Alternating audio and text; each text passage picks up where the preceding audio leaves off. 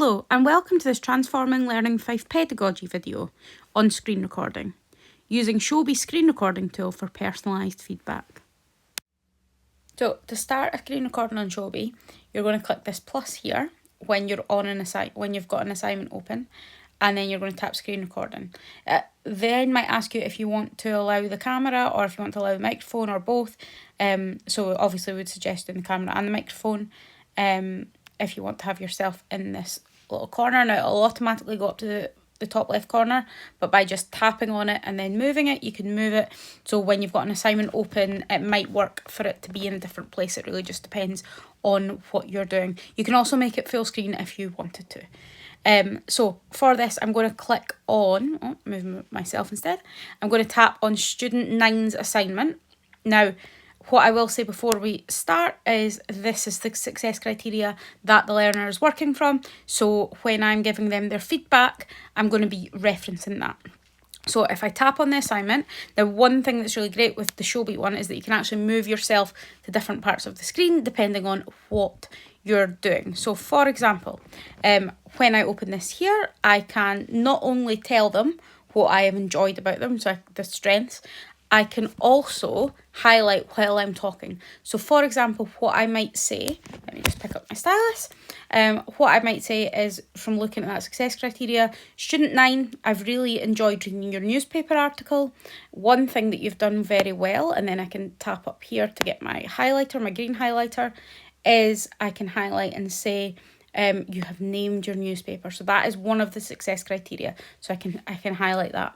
I can also say that you have a clear headline and that you have paragraphs and that you have photographs with captions.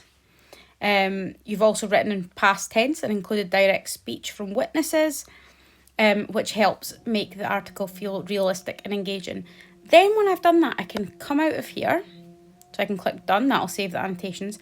And I can at that point go into the success criteria grid and I could say, right, you have a name of the newspaper. So again, by clicking my green pen, I can highlight that you've got a name of a newspaper. You have a headline that uses alliteration because it all starts with the same letter. Student 9, you've also got direct speech. And you have pictures with captions. Now, I can then click done, and again, those annotations will save. And then I can pop back and talk about the things that are the next steps for the learner. So when I click back to here, I can say one area I'd like you to improve on is your introductory paragraph. So I can change my highlighter to pink. Your introductory paragraph.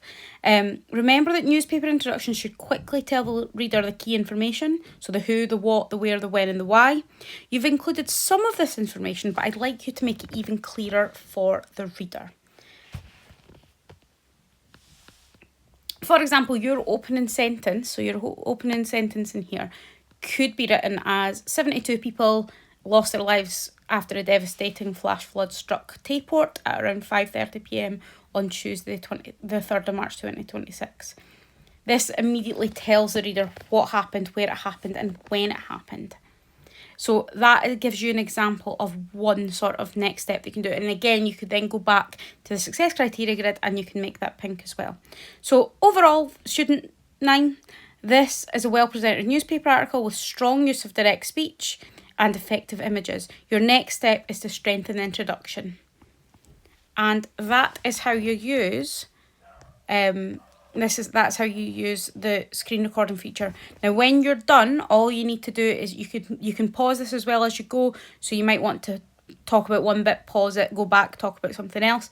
So you can continue to pause and play. When you're done, you just click save.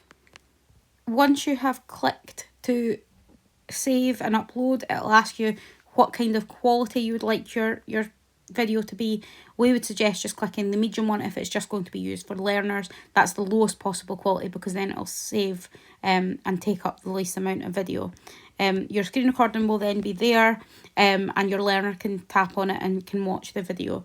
Screen recording enables teachers to provide personal feedback that goes beyond written comments by combining voice, visual cues and on-screen annotation. Teachers can explain strengths, model improvements, and make their thinking visible to learners.